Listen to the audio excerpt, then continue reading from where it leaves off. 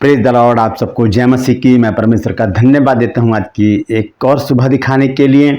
एक और दिन परमेश्वर ने हम सबके जीवन में जोड़ दिया। हम परमेश्वर को कोटि कोटि धन्यवाद दें। आज मैं प्रभु के एक दास से आपको मिलाने जा रहा हूं जो लखनऊ में रहते हैं, जिनका नाम है पास्टर वीरेंद्र सिंह इमैनुअल। उनकी वाइफ जिनका नाम है पास्टर भावना सिंह। दोनों मिलकर बहुत बड़ी मिनिस्ट्री चला रहे हैं लखनऊ में।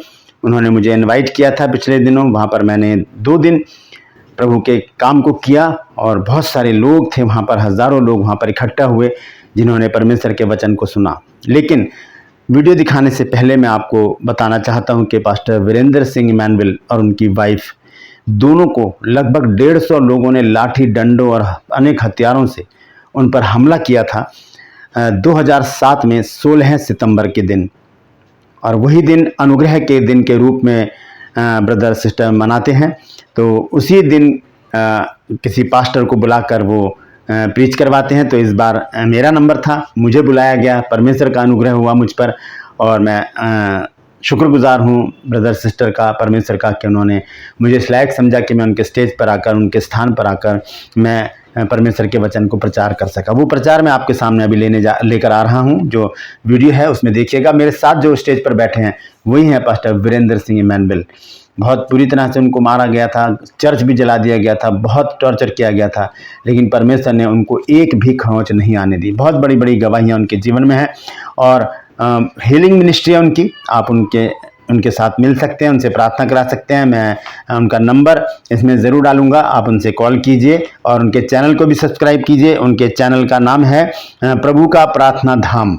प्रभु का प्रार्थना धाम, उनके चैनल को जरूर सब्सक्राइब कीजिएगा और देखिए किस अद्भुत तरीके से परमेश्वर का काम ये लोग कर रहे हैं। 2007 में 16 सितंबर के दिन 150 लोगों ने, लगभग 150 लोगों ने लाठी डंडों से और अनेक हथियारों से दोनों पति पत्नी के ऊपर हमला किया और उन्हें जान से मारने का पूरा प्रयास किया। लेकिन परमेश्वर जिसे बचाना चाहता है उसे कोई भी मार नहीं सकता। परमेश्वर ने इन्हें बचाया। 16 साल हो गए इस घटना को और उस दिन मुझे बुलाया गया। वहाँ पर मैंने उनकी बहुत बड़ी बड़ी गवाहियाँ सुनी। समय नहीं है कि उन गवाहियों को मैं शेयर करूँ, आप उनके चैनल पर जाकर उन गवाहियों को देख सकते हैं।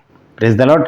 तो आइए, आज ट्रू पल्स में कोई सवाल नहीं होगा, कल से मैं सवाल डालना शुरू करूंगा, लेकिन ये ज़रूरी है कि मैं आज इस वीडियो को आपके सामने शेयर करूं। जो वचन परमेश्वर ने मुझे वहां पर दिया वो वचन आप ज़रूर सुनिएगा और इसे शेयर कीजिए ताकि और भी लोग इन बातों को जान सकें। Praise the Lord.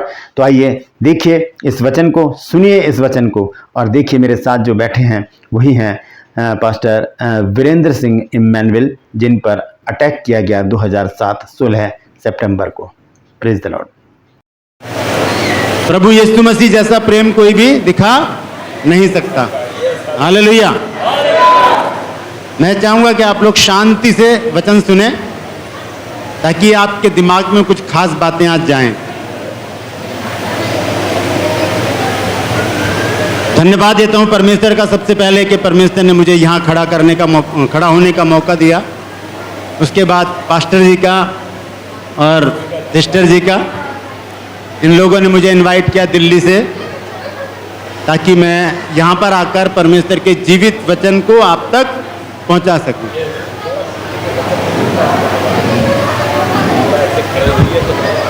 बस अब तो चलेगा, जब बैठता हूँ तब गर्मी लगती है। तो प्रभु को महिमा मिले सारी बातों में।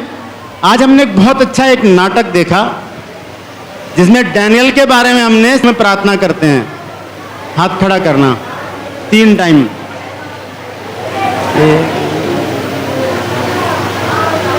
3 टाइम करने वाले लगभग कितने 1000 लोगों में से 25-30 लोग हैं। अच्छा 2 टाइम,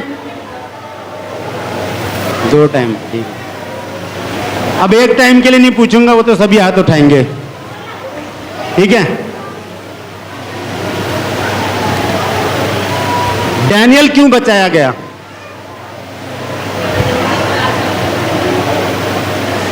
डैनियल क्यों बचाया गया? क्योंकि वो परमेश्वर की दृष्टि में निर्दोष था, पहली बात। दूसरी बात, वो दिन में 3 टाइम प्रार्थना करता था। ऐसे हाथ करिए अपना। मैं भी डैनियल, बोलिए जोर से, मैं भी डैनियल। आज के बाद, बस मैं ही बोलूंगा, आप शांत रहिए। आज के बाद आप लोग 3 टाइम अगर प्रार्थना नहीं करेंगे तो प्रॉब्लम आपके पास आएंगी, शेरों की तरह। उनके मुंह बंद नहीं होंगे। 3 टाइम प्रार्थना करनी है तो करनी है, लिख लीजिए, लिख लीजिए। भजन संहिता 119 अध्याय और उसका 164 पद पढ़ के देखें, वहां पर क्या लिखा है। ये दाऊद का भजन है। दाऊद क्या कहता है? 164, 119 की 164 आयत देखें क्या लिखा है। तेरे धर्म में नियमों के कारण हाँ, मैं प्रतिदिन 7 बार तेरी स्तुति करता हूँ। तेरे धर्म में नियमों के कारण मैं प्रतिदिन 7 बार तेरी स्तुति करता हूँ। बोलिए 7 बार। 7 बार। आप लोग कितनी बार करते हैं? 7 बार कितने लोग करते हैं? हाथ खड़ा करें। 6 बार, 5 बार, 4 बार, 3 बार, 2 बार, 1 बार। दाऊद कहता है कि तेरे धर्ममय नियमों के कारण मैं प्रतिदिन 7 बार तेरी स्तुति करता हूं। अगर आप 7 बार स्तुति करेंगे तो पता है परमेश्वर आपके विषय में क्या कहेगा? 3 बार प्रार्थना करेंगे दिन में तो आप डैनियल बन जाएंगे, और दुनिया की कोई भी प्रॉब्लम अगर आपके सामने आएगी तो परमेश्वर उसको हटा देगा, जैसे कि शेरों के मुंह को बंद कर दिया। दूसरी बात, दाऊद कहता है कि तेरे धर्ममय नियमों के कारण मैं प्रतिदिन 7 बार तेरी स्तुति करता हूं। 7 बार। प्रेरितों के काम 13 अध्याय 21 और 22।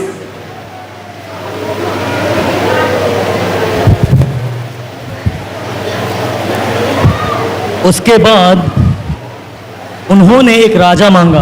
हाँ, उसके बाद यहूदियों ने यानी कि इजरायलियों ने परमेश्वर से एक राजा की मांग की। फिर तब परमेश्वर ने 40 वर्ष के लिए बिन्यामीन के गोत्र में से एक मनुष्य अर्थात कीश के पुत्र शाऊल को उन पर राजा ठहराया। हाँ, क्योंकि इजराइल में 200 साल तक कोई भी राजा नहीं था। तब लोगों ने क्या किया? परमेश्वर से मांग की कि हमें एक राजा चाहिए। और क्या हुआ? फिर शाऊल को खड़ा किया, लेकिन वो नाकाम निकला। उसके बाद फिर उसे अलग करके दाऊद को उनका राजा बनाया, जिसके विषय में उसने गवाही दी, मुझे एक मनुष्य ईशे का पुत्र दाऊद मेरे मन के अनुसार मिल गया है, आहा। वही मेरी सारी इच्छा पूरी करेगा। एक मिनट शांत रहिए प्लीज। यहां पर परमेश्वर दाऊद के विषय में कहता है कि मुझे एक व्यक्ति यिशै का पुत्र दाऊद मेरे मन के जैसा मिल गया है। क्यों? क्यों? क्योंकि वो 7 बार स्तुति करता है। वो एक ऐसा आराधक है जिसने परमेश्वर को प्रसन्न किया। क्या आप ऐसा चाहते हैं कि परमेश्वर आपके विषय में कहे कि मुझे मेरे मन की सी एक स्त्री, एक लड़की मिल गई है, मुझे मेरे मन का सा एक व्यक्ति मिल गया है जिससे मैं प्रसन्न हूं? उसको इस शब्दों को पाने के लिए 7 बार स्तुति करनी पड़ेगी। करेंगे आप? करेंगे? कोई मुश्किल काम थोड़ी है। ये थोड़ी ढोलक लेके बैठोगे तब नहीं। किचन में रोटी बना रहे हो तब भी कर सकते हैं स्तुति। किचन में रोटी बना रहे हो, सड़क पे जा रहे हो तब भी कर सकते हो, बस में बैठे हो, कार में बैठे, स्कूटी पर हो तब भी कर सकते हो। इसमें कोई मेहनत नहीं लगती। एक बार मैं अपनी सिस्टर के घर गया, मेरी बहू थी वहां पर, मेरे भांजे की वाइफ, उसने कानों में वो लगा रखा था, क्या कहते हैं उसको, गाने सुनते हैं ना कानों में डाल के, हाँ आईफोन। तो उससे सुन रही थी, मैंने कहा क्या कर रही है, गाने सुन रही हूं। मैंने कहा फिल्मी गाने, कह रही नहीं आराधना सुन रही हूं परमेश्वर की। मैंने कहा सुनने से नहीं, परमेश्वर की स्तुति करने से तब उसकी बड़ाई होती है, सुनने से नहीं। अपने मुंह को खोल कर गाइए, तब जाकर परमेश्वर की बड़ाई होती है, सुनने से नहीं होगी। परमेश्वर की तारीफ होती है मुंह से स्तुति और आराधना करने की। कौन बनना चाहता है दाऊद की तरह जिसने 7 बार स्तुति की? ऐसे हाथ कीजिए। मैं भी दाऊद, बोलिए मैं भी दाऊद, मैं भी डैनियल। हालेलुया। दाऊद का एक बेटा था जिसे परमेश्वर ने माफ कर दिया और वो राजा बना दाऊद की जगह। दाऊद तो भवन नहीं बनवा पाया, लेकिन वो भवन किसने बनाया? किसने बनाया? किसने बनाया? जोर से बोली, किसने बनाया? किसने? सुलेमान ने।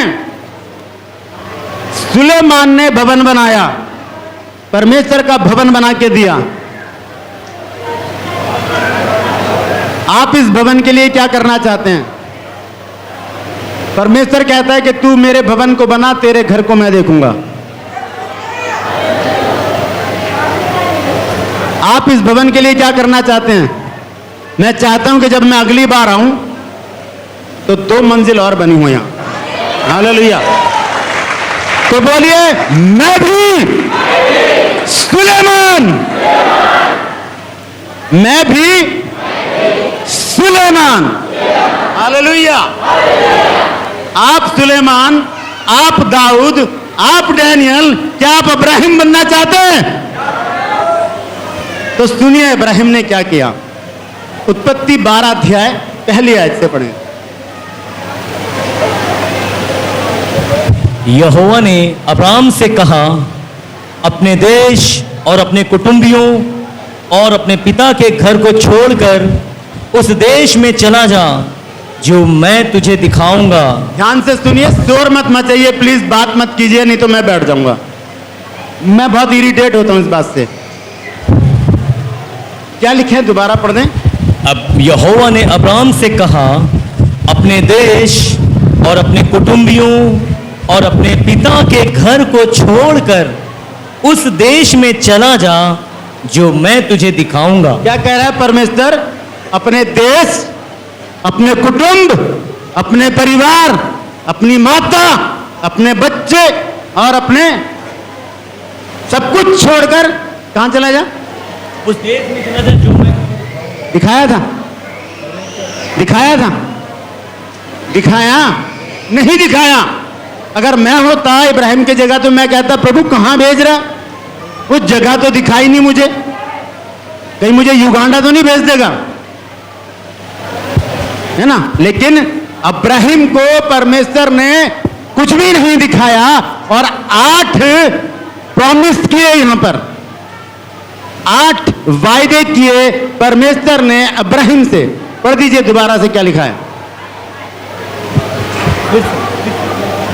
यहोवा ने अब्राम से कहा, अपने देश और अपने कुटुंबियों और अपने पिता के घर को छोड़कर उस देश में चला जा जो मैं तुझे दिखाऊंगा, और मैं तुझसे एक बड़ी जाति बनाऊंगा और तुझे आशीष दूंगा और तेरा नाम महान करूंगा।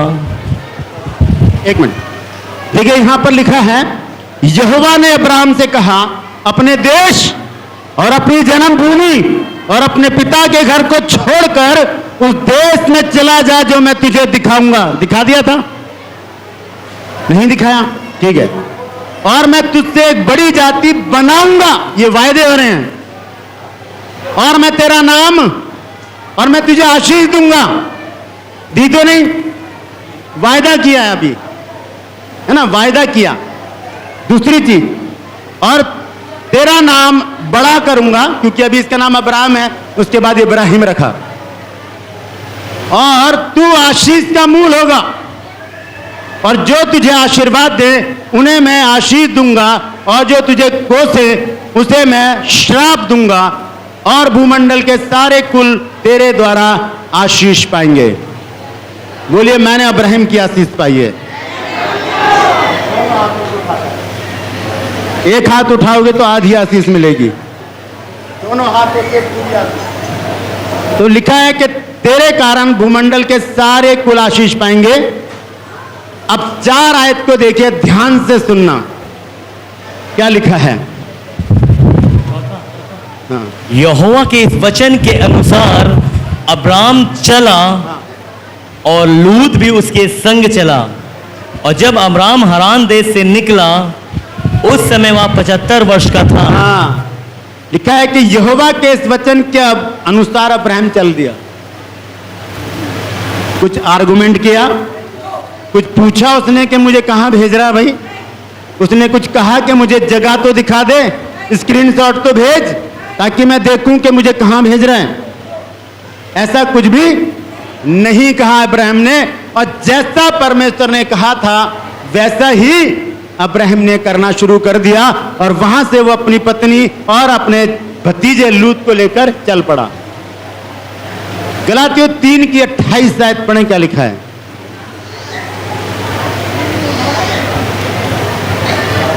3 की 28।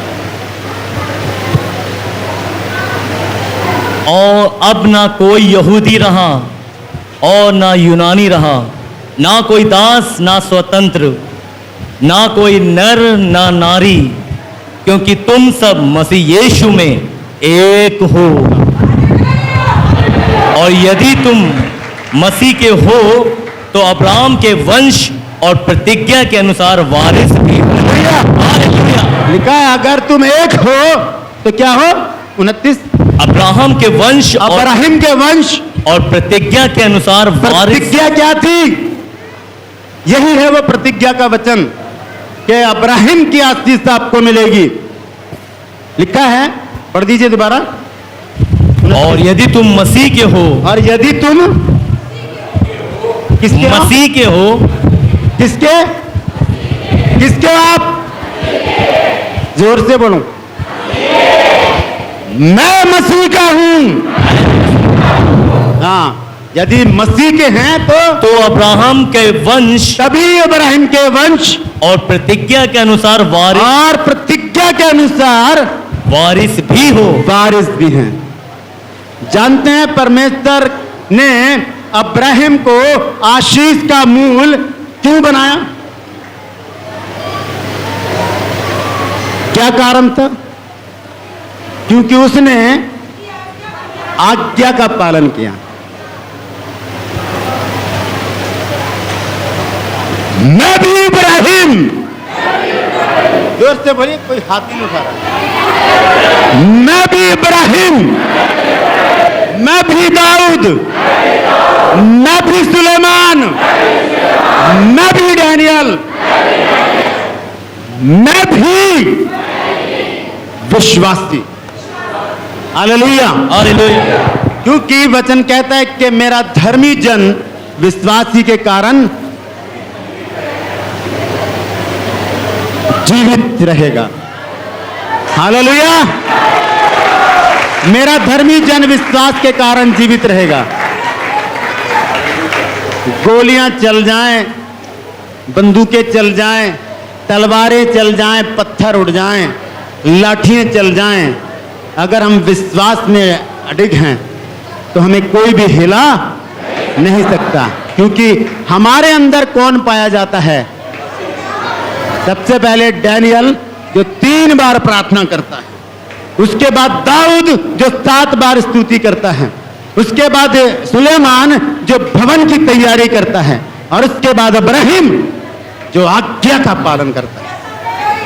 ये सब मिलकर हमें विश्वासी बनाते हैं और तब हम यीशु के अनुयायी बनते हैं। हम यीशु के अनुयायी बनते हैं। बैठ जाइए।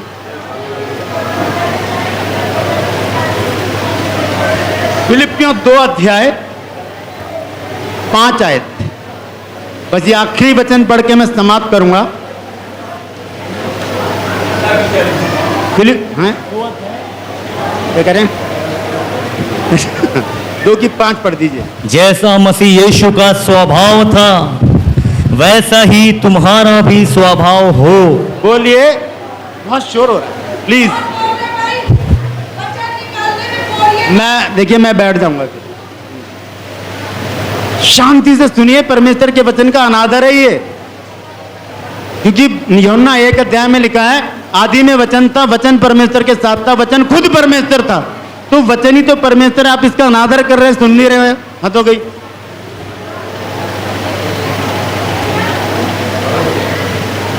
जैसा मसीह यीशु का स्वभाव था वैसा ही तुम्हारा भी स्वभाव हो। फिलिपियों 2 अध्याय 5 पद में लिखा है, जैसा यीशु मसीह का स्वभाव था वैसा ही तुम्हारा भी स्वभाव हो। कैसा स्वभाव था यीशु मसीह का? पहला पत्रस 2 की 20 से पढ़ें, क्या लिखा है? 2 की 20।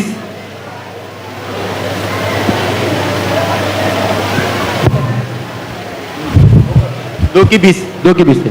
क्योंकि यदि तुमने अपराध करके घूसे खाए हाँ और धीरज धरा तो इसमें क्या बड़ाई की बात? हाँ, लिखा है अगर तुमने अपराध किया, गलती की, गुनाह कर दिया, या कोई ऐसी बात कर दी कि आप पिट रहे हो, आपने किसी का फोन छीन के भाग गए, या घर में लड़ाई झगड़े कर लिया, मार रहे हैं लोग आपको, आपसे गलती, आप पिट रहे हो आराम से, तो ये बड़ाई की बात नहीं है, इसमें बड़ाई नहीं है। लिखा है, हाँ पढ़ दें।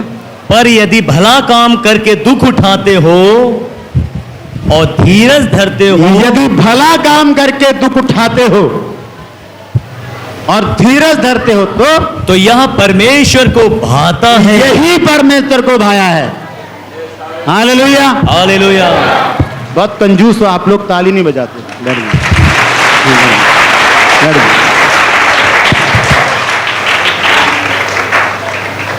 भला काम करके अगर दुख उठाते हैं तो वो परमेश्वर को भाता है। अब देखिए यीशु मसीह का स्वभाव। हाँ पढ़े।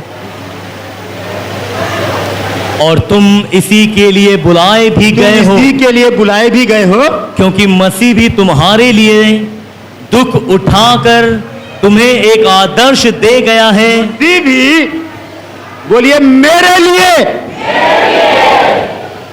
मेरे लिए बोलिए जोर से, दुख उठाकर एक एग्जाम्पल देकर गया, एक आदर्श देकर गया, एक पद चिन्ह हमारे लिए छोड़ा। हाँ, कि तुम भी उसके पद चिन्हों पर चलो, हम भी उसके पद चिन्हों पर चलें। और ना तो उसने पाप किया, ना उसने पाप किया, और ना उसके मुंह, धीरे धीरे, और ना तो उसने पाप किसे कहते हैं? कल बताया था मैंने।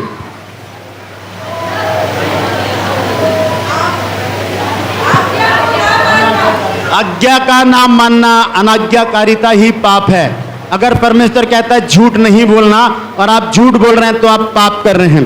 परमेश्वर कहता है कि चुगली मत करना, आप चुगली कर रहे हैं तो पाप कर रहे हैं। परमेश्वर कहता है व्यभिचार मत करना, नशा मत करना, क्रोध मत करना, घमंड मत करना, परस्त्री गमन मत करना। अगर कर रहे हैं तो पाप कर रहे हैं। यीशु मसीह ने कोई पाप नहीं किया। यीशु मसीह ने परमेश्वर की उस आज्ञा का भी पालन किया कि वो हंसते हंसते क्रूस पर चढ़ गया। ये आदर्श, ये स्वभाव यीशु मसीह का। फिलिपियों 2 की 5 में हमने पढ़ा कि जैसा यीशु मसीह का स्वभाव था वैसा तुम्हारा स्वभाव हो। तो यहां लिखा है उसने पाप नहीं किया। बोलिए मैं भी पाप, मैं भी पाप, मैं परमेश्वर की आज्ञा का, भैया दिल से बोल रहा है या मुंह से? दिल से बोल रहे मुंह से? दिल से निकालिए बात को, जो बात दिल से निकलती है वही सच्ची होती है। मुंह से तो कुछ भी बोल देते हैं लोग। ना तो उसने पाप किया, ना उसके मुंह से छल की कोई बात निकली। छल कपट, लड़ाई झगड़े, तफरके, मनमुटाव, दंगा फसाद, मुकदमे, ये अगर आपके बीच में हो रहे तो आप मसीह में नहीं है, मसीह में नहीं है आप। ना तो उसने कोई छल की बात की, और वो गाली सुनकर गाली नहीं देता था। सीधा सा मतलब है, यीशु मसीह ने गालियां सुनी हैं। यीशु मसीह ने गालियां सुनी हैं। मुझे एक लड़का चाहिए, इधर आए जरा, कोई एक लड़का कोई आ जाए इधर, कोई भी आए।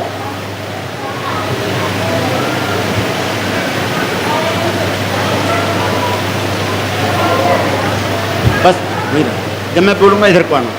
अब ध्यान से सुनिए, मैं कुछ करके दिखा रहा हूं। आ जाए इधर। ओए, देख के नहीं चल सकता। अब मैंने तो बोल दिया तू देख के नहीं चल सकता, उसने दे दी मेरे को एक गाली।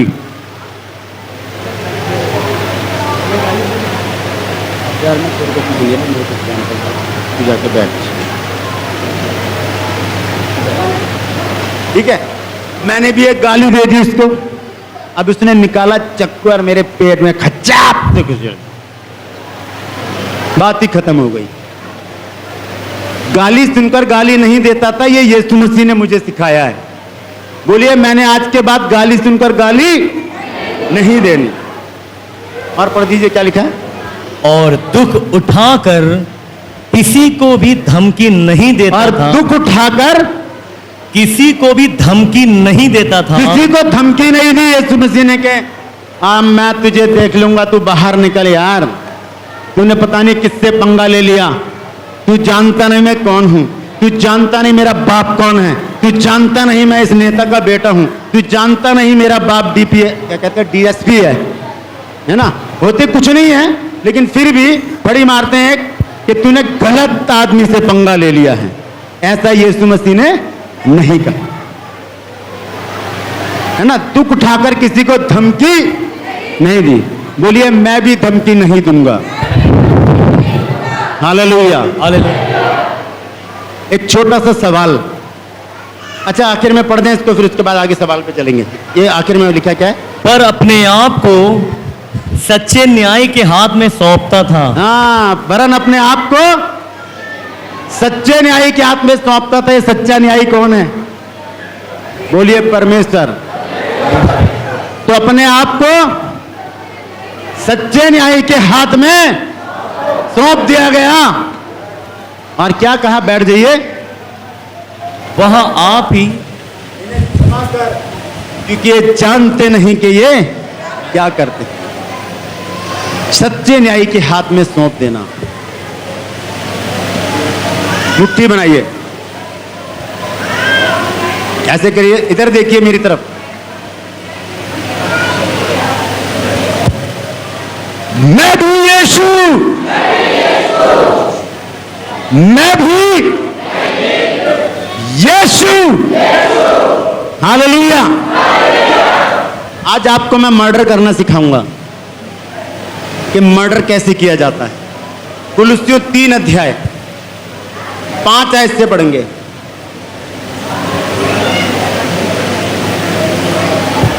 इसलिए अपने उन अंगों को मार डालो हाँ, जो पृथ्वी पर हैं। अपने उन अंगों को मार डालो, उनकी हत्या कर दो, उनका मर्डर कर दो जो पृथ्वी पर हैं। क्या है?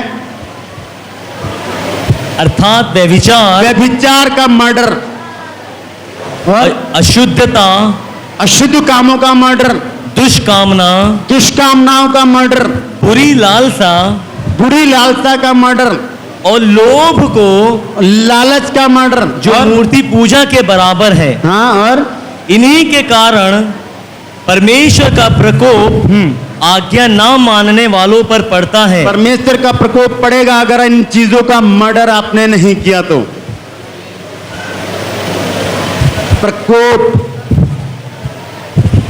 बुरी बुरी बीमारियां, अकस्मात मृत्यु, चिंताएं, कर्जे, बांझपन, बहुत सारी समस्याएं आकर घेर लेंगी अगर इन चीजों का मर्डर नहीं किया गया।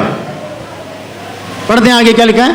और तुम भी जब इन बुराइयों में जीवन बिताते थे तो इन्हीं के अनुसार चलते थे। हाँ, पर अब तुम भी इन सब को अर्थात क्रोध, रोष, हाँ। बैर भाव, निंदा, क्रोध का मर्डर करना है, रोष, रोष का मर्डर करना है, बैर भाव बैर भाव का मर्डर करना है, और निंदा का मर्डर करना है, और मुंह से गालियां बकना, और मुंह से गालियां बकना। ये इसका सब भी- बातें छोड़ दो। ये सब बातें छोड़ दो। ये सब बातें छोड़नी पड़ेंगी। छोड़ेंगे आप? अगर एक हाथ उठा रहे हो तो आधी बातें करोगे आप।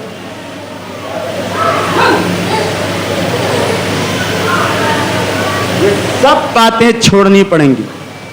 किसको? बोलिए मुझे, बोलिए मुझे। आप लोग अपना नाम जानते हैं तो अभी अपना नाम लेंगे। ऐसे कीजिए, मैं भी राजनैतिक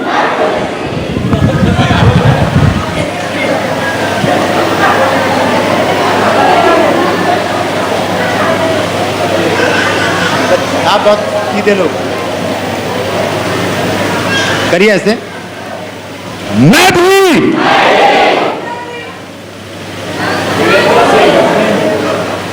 अपना नाम लीजिए ना। तो राजनैतिक बन जाओ सारे। हाँ, मैं भी राजनैतिक, मैं भी डैनियल, मैं भी दाऊद, मैं भी सुलेमान, मैं भी अब्राहिम, मैं भी विश्वासी। हालेलुया। परमेश्वर इन वचनों के द्वारा हम सबको आशीष। धन्यवाद देते हैं भाई राज मैसी जी का। और तो ये है परमेश्वर का वचन जो परमेश्वर ने मुझे वहाँ पर दिया था। आप इसे ज़रूर शेयर कीजिए और कमेंट्स में आकर लिखिए कि आपको आज का वचन कैसा लगा। आपने कोई नई बात सीखी है तो ज़रूर मुझे बताइएगा। Praise the Lord. मैं आपसे गुजारिश करता हूँ मेरे चैनल्स को और ब्रदर वीरेंद्र सिंह एमैनुअल के चैनल को ज़रूर सब्सक्राइब कीजिए और बेल आइकन को दबाइए ताकि नोटिफिकेशन, नया वीडियो, नई जानकारी बिना व्यवधान के आपके पास पहुंच जाए। मेरे वीडियोस को लाइक कीजिए, शेयर कीजिए और कमेंट्स बॉक्स में आकर मुझसे ज़रूर बातचीत कीजिए। आज के लिए बस इतना ही। फिर मिलूंगा एक नए संदेश के साथ, एक नया वीडियो लेकर। तब तक के लिए मुझे इजाज़त दीजिए, लेकिन अपना और अपनों का ख्याल रखिए और ध्यान रखिए हमें बचाने वाला और सिर्फ बचाने वाला सिर्फ और सिर्फ परमेश्वर है। Praise the Lord. परमेश्वर आप सबको आशीष दें।